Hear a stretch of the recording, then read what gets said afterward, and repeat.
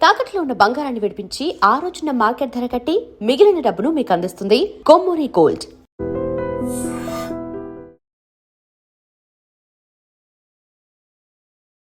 Hi, hello, నమస్తే, welcome back to iDream media. Gold ఇకపై కొనాలా, కొనొద్దా? మరి గోల్డ్ మార్కెట్ని ఇంపాక్ట్ చేసే ఒక విషయం బయటకు వచ్చింది. అది కూడా దేశ ప్రధాని అయిన మోడీ గారి నోట్లోంచి. అదేంటి అంటే గోల్డ్ వీలైనంత వరకు తక్కువ కొనండి అని చెప్పేసి. ఒక పక్క పెళ్లిళ్ళ సీజన్, మరో పక్క గోల్డ్ని ఇన్వెస్ట్మెంట్గా చూసే కొంతమంది. మరి ఇప్పుడు గోల్డ్ పరిస్థితి ఏంటి? మనం తెలుసుకుందాం ఈ విషయాలన్నీ కూడా మ్యూచువల్ ఫండ్ డిస్ట్రిబ్యూటర్ అయిన మధు గారి మాటల్లో. నమస్కారం సార్. నమస్తే అండి. లాస్ట్ 1.5 year నుంచి కూడా గోల్డ్‌కి చాలా మంచి ఒక పుష్ అనేది కనిపించింది. దాదాపుగా 10 సంవత్సరాల క్రితం వరకు లేని ఆ పుష్ అంతా ఒక్క సంవత్సరంలో కనిపించేసరికి గోల్డ్ మార్కెట్ దాదాపుగా ఇది బెస్ట్ రిటర్న్స్ ఇచ్చే మార్కెట్‌గా మారిపోయిందన్నారు చాలామంది. కరెక్ట్. అలాంటి రేంజ్‌లో ఉన్న గోల్డ్‌ని టు బీ ఫ్రాంక్ డాలర్‌కి ఆల్టర్‌నేటివ్‌గా గోల్డ్‌ని చూస్తున్న ఈ రోజుల్లో మోడీ గారొచ్చి ఈ మాట ఎందుకు చెప్పారు? ఇప్పుడు గోల్డ్ కొనాలా వద్దా? మీరేమంటారు? జనరల్‌గా ఇన్వెస్ట్మెంట్ పర్పస్ అనేది డిఫరెంట్ అండ్ కంట్రీ పర్స్పెక్ట్ అనేది డిఫరెంట్‌గా ఉంటుంది. మనం ఎంతగా గోల్డ్ తీసుకుంటామో, ఎంత ఇంపోర్ట్స్ తీసుకుంటామో దాన్ని బట్టి ఏంటనంటే మన యొక్క రూపీ వాల్యుయేషన్ అనేది పడిపోతుంటుంది. ఇప్పుడు రూపీ వాల్యుయేషన్ పడిపోయిందనుకోండి, డెఫినెట్‌గా అన్ని సెక్టార్‌లు ఎఫెక్ట్ అయిపోతాయి. మనకేంటనంటే ఇప్పుడు పెట్రోల్, ఆయిల్ ప్రైసెస్ అన్నీ పెంచాల్సొస్తుంది. దానివల్ల మళ్ళీ ఎండ్ ఆఫ్ ద డే మన మార్కెట్ పర్ఫార్మెన్స్ తగ్గిపోతది. అది మనకు పరోక్షంగా నష్టాన్ని తీసుకొనొస్తది. ఒకటి గోల్డ్ అనేది ఎప్పుడైనా సరే మన ఇండియాలో ఇన్వెస్ట్మెంట్ కంటే ఎక్కువగా ఇదొక సేఫ్టీ అసెట్ అని చెప్పేసి జస్ట్ డబ్బు దాచుకోవడానికి అదొక ఫార్మాట్ వాడతారు. రెండోది మన డొమెస్టిక్ యూజ్ కూడా ఎక్కువ. జనరల్‌గా పెళ్ళిళ్ళకు, ప్రతి ఫంక్షన్‌కు, ప్రతి ఎలాంటి పండుగలకు, దేవుళ్ళ పండుగలకు, ఫంక్షన్‌లకు దేనికైనా సరే గోల్డ్ అనేది తీసుకోవడం ఒక ఆనవాయితీలాగా అయిపోయింది.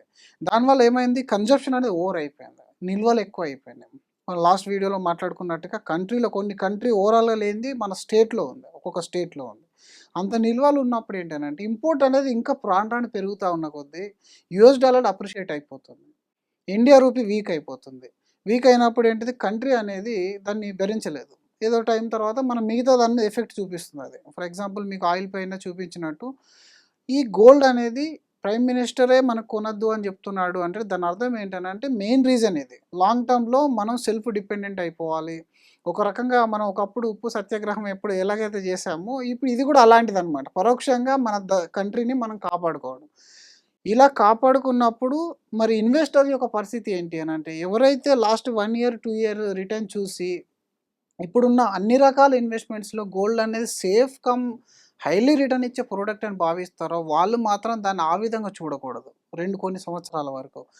ఇది రిటర్న్ ఇస్తుందా, ఇవ్వదు అనుకుంటే డెఫినెట్‌లీ రిటర్న్ ఇచ్చే ప్రొడక్టే. ఎందుకంటే ఇది మీరన్నట్టుగా డాలర్‌కి ఆల్టర్‌నేట్ అనేది 100% నిజం. మీరు ఇన్వెస్ట్మెంట్ అనేది గోల్డ్ 8-9% రిటర్న్ ఇస్తే బికాస్ ఆఫ్ డాలర్ అప్రిషియేషన్ వల్ల ఇంకొక 3% అడిషనల్‌గా యాడ్ అవుతుంది. అండ్ అప్రాక్సిమేట్లీ 11-12% గోల్డ్ అనేది రిటర్న్ జనరేట్ చేస్తుంది. అండ్ కుషన్‌గా కూడా ఈక్విటీ కుషన్ కూడా గోల్డే పనిచేస్తుంది. మీరు చూసుకున్నట్టయితే many of the years when equity market are not performed well, gold performed well. And when gold not performed, equity performed well. అంటే ప్యారలల్‌గా ఆపోజిట్ డైరెక్షన్‌లో వెళ్తూ ఉంటాయి. ఇలా ఉన్నప్పుడు ఏంటంటే చాలామంది మనం గోల్డ్‌లో కొంత పోర్ట్‌ఫోలియో పెట్టుకుంటే మార్కెట్ డౌన్ అయినప్పుడు మన దగ్గర ఎలాగో క్యాష్ ఉండదు. గోల్డ్‌లోంచి విత్‌డ్రా చేసేసి ఈక్విటీలో డిప్లాయ్ చేద్దాం అనేది జనరల్‌గా అందరూ నేర్చుకున్న విషయం. అది నిజాన్ని కూడా. కాకపోతే అట్ ప్రెజెంట్ ఉన్న సిచ్యువేషన్‌లో మోడీ చెప్పింది ఏంటంటే అన్నెసెసరీ అవసరాలకి మీరు ఇంట్లో కొని పెట్టుకోవద్దు. అంటే మన వాళ్ళు ఈటీఎఫ్‌ల రూపంలోనో, గోల్డ్ ఫండ్స్‌ల రూపంలో కొన్నది చాలా మినిమల్ అది అసలు. చాలా మినిమల్. కానీ డొమెస్టిక్ గోల్డ్ అనేది, ఫిజికల్ గోల్డ్ అనేది చాలా ఎక్కువ. ఆ ఇంపోర్ట్ వల్ల కంట్రీకి ఎఫెక్ట్ అయ్యేంత ఇంపాక్ట్ అనేది అక్కడుంది. సేవింగ్స్‌లో అంత ఎఫెక్ట్ అనేది లేదు. సేవింగ్స్‌లో మనం చెప్పే రూల్ అప్పటికైనా ఇప్పటికైనా మీరు బిలో 20% అనేది గోల్డ్ పోర్ట్‌ఫోలియో మాత్రం ఈక్విటీలో హోల్డ్ చేసుకోవాలి.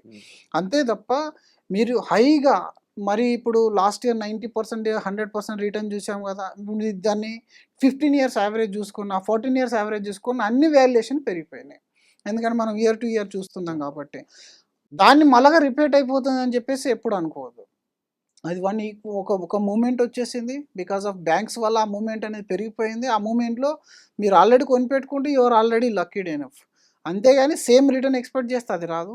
రెండోది కంట్రీకి ఇది మంచిది కాదు. మనం కొనడం అనేది కంట్రీకి మంచిది. కంట్రీకి మంచిది కాదంటే ఎండ్ ఆఫ్ ద డే ఏంటి? నువ్వు వేరు, కంట్రీ వేరు కాదు. You are also part of the country. ఇప్పుడు కంట్రీలో అది ఇన్ఫ్లేషన్ వల్ల లేకపోతే మనకు ఆ వాల్యుయేషన్ డౌన్ అవడం వల్ల, రూపీ వాల్యుయేషన్ పడిపోవడం వల్ల కంట్రీకి ఎఫెక్ట్ అవుతుందంటే ఇండివిజువల్ పర్సన్ మీద ఎఫెక్ట్ అవుతుంది. క్రూడ్ ఆయిల్ మీ ప్రైసెస్ మీద ఎఫెక్ట్ అవుతుంది అంటే మీ పెట్రోల్ మీద ఎఫెక్ట్ అవుతుంది. పెట్రోల్ మీద ఎఫెక్ట్ అయిపోతే మీరు తీసుకునే నిత్యావసరాల వస్తువులు కానీ, రెస్టారెంట్ బిల్స్ కానీ, మీరు సప్లై చేసే ప్రతి ఐటెం కానీ కాస్ట్ పెరిగిపోతుంది. దానివల్ల ఏంటి, ఒక సైడ్ నీకు గోల్డ్లో రిటర్న్ వస్తుంది అని కొంటున్నావు, కానీ మీరు కొన్నది ఎంత 10% of the gold. 90% of me investment ఎక్కడ ఉంది, మార్కెట్లో ఉంది. లేదా మీరు 90% ఆఫ్ ఎక్స్పెన్సెస్ అన్నీ కూడా మీ ఎఫెక్ట్ అయిపోతున్నాయి. కాబట్టి దాన్ని తగ్గించాలంటే మీ వంతుగా ఒక స్టెప్ అనేది తీసుకోవాలని చెప్పాడు. అంతేకాకుండా ఆయిల్స్ కానీ, వంట నూనెలు కూడా తగ్గించాలని చెప్పాడు. ఈవీ వెహికల్స్ కానీ, మెట్రోలో ట్రావెలింగ్ చేయడం కానీ పెంచమని చెప్పాడు. దీనివల్ల మనం సెల్ఫ్ డిపెండెంట్ అయిపోతాం. ఇంకొకరి మీద డిపెండెన్స్ అనేది లేకుండా ఇండిపెండెంట్ అయిపోతాం మనం. దానివల్ల కంట్రీ అనేది బాగుంటుంది, కార్పొరేట్ ఎర్నింగ్స్ బాగుంటాయి. ఎర్నింగ్స్ బాగుంటే డొమెస్టిక్ అందరు కూడా మనం ఇన్ఫ్లేషన్ కంట్రోల్ చేయొచ్చు.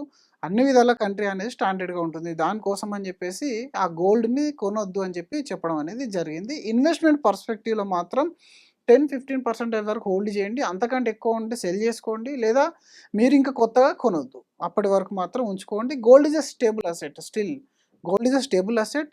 అండ్ మనకు ఆ టైం వస్తుంది మళ్ళీ గోల్డ్ కూడా కొనండి అని చెప్పే పరిస్థితి వచ్చినప్పుడు అప్పుడు గోల్డ్ తీసుకుంటే బెటర్. మీరు దానికంటే చాలా సెక్టార్స్లో ఆపర్చునిటీ ఉంది. ఇప్పుడు అండర్ వాల్యూడ్ మార్కెట్లో ఉన్నాం. ఇంకా చాలా సెక్టార్స్ మీద మీరు ఫోకస్ చేస్తే బాగుంటుంది. సో ఇక్కడ మోడీ గారు ఇచ్చిన విషయాన్ని కూలంకషంగా మాకు వివరించినందుకు కూడా thank you so much sir. ఎందుకంటే చాలామంది అమ్మో ఇప్పుడు గోల్డ్ కొనొద్దా, ఎందుకు కొనొద్దు అని అర్థం కాక కన్ఫ్యూషన్లోకి వెళ్ళారు. వాళ్ళందరికీ ఇది ఒక క్లారిటీ ఇచ్చే ఎపిసోడ్గా ఉంటుందని నేనైతే అనుకుంటున్నాను అనమాట. అండ్ డెఫినెట్లీ మరి ఈ ఎపిసోడ్ చూసాక మీ ఫీలింగ్ ఏంటి? అండ్ గోల్డ్ ఇన్వెస్ట్మెంట్ అనే కాదండి, ఒక ఇన్వెస్ట్మెంట్ చెయ్యాలి అంటే దానికి సంబంధించి అది మనకి ఎలా రిటర్న్ ఇస్తుంది, ఆ రిటర్న్ ఎంత పర్సెంటేజ్లో ఇస్తుంది, అది మనకి ఏ టైంకి ఇస్తుంది, అది మనకి ఏ గోల్ని ఫుల్ఫిల్ చేయడానికి ఇస్తుంది. అంటే మనం ఒక ఇల్లు కొనుక్కోవడానికి ఉపయోగపడుతుందా, రేపటి రోజు పిల్లల పెళ్ళిళ్ళకి వాళ్ళ చదువులకు ఉపయోగపడుతుందా, లేదా మనకే ఫ్యూచర్లో రిటైర్మెంట్కి ఉపయోగపడుతుందా, ఈ అవసరం కోసం రిటైర్మెంట్ కోసం అయి ఉండొచ్చు, లేదంటే ఈ పర్పస్ మీద మనం ఇన్వెస్ట్మెంట్ అనేది చేయాలి. సో ఆ ప్యాటర్న్ తెలియక చాలామంది డబ్బులు ఎలా పెట్టాలి, ఎక్కడ పెట్టాలనే క్లారిటీ లేకుండా వాళ్ళ ఇన్వెస్ట్మెంట్ని కోల్పోతున్నారు. ఇదంతా కూడా కష్టపడి సంబంధించిన డబ్బులు కాబట్టి ప్రొఫెషనల్ ఆధ్వర్యంలో ఆ ఇన్వెస్ట్మెంట్ చేసినట్లయితే అది మనకి ఫ్రూట్స్ ఇచ్చే విధంగా మనకు ఉపయోగపడుతుంది అనమాట. అంటే దాని ఫలితం మనం చూసే విధంగా మనకు అది ఉపయోగపడుతుంది. సో దానికి సంబంధించిన వివరాల కోసం దాన్ని సంప్రదించవచ్చు. అలాగే ఈ ఎపిసోడ్ ఎలా అనిపించిందో తప్పకుండా కామెంట్ సెక్షన్లో మీ ఒపీనియన్ అయితే షేర్ చేసుకోండి. వచ్చే ఎపిసోడ్లో మళ్ళీ కలుద్దాం. Thank you so much. Thank you. And for more videos, Please subscribe to iDream. Please subscribe to iDream. Please subscribe iDream. And please subscribe to iDream. For more videos, subscribe to iDream. please like, share and subscribe to the channel. Congratulations, iDream. Subscribe to iDream. Subscribe to iDream. So subscribe to iDream Media. iDream ki iDream team andarki huge congratulations. Please subscribe iDream Media. Please subscribe to iDream. Subscribe iDream. Please subscribe to iDream. iDream అంటే నా కళల channel subscribe చేసుకున్న నోరు తిరుగుతలేదు, మీరైతే గంట గుర్తు కొట్టండి. For more such videos, please subscribe to iDream. Subscribe to iDream. Please subscribe to iDream. Please subscribe iDream Media. Please do subscribe to iDream. Please subscribe to iDream Media. For best entertainment and information, please subscribe iDream. And don't forget to subscribe to iDream.